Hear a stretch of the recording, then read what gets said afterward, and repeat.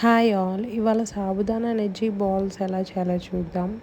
Night కొంచెం సాబుదానా నానబెట్టేసుకోండి. పొద్దున్నే లేసాక కొంచెం అటుకులు నానబెట్టి ఒక 2 పొటాటోస్ బాయిల్ చేసేసేయండి.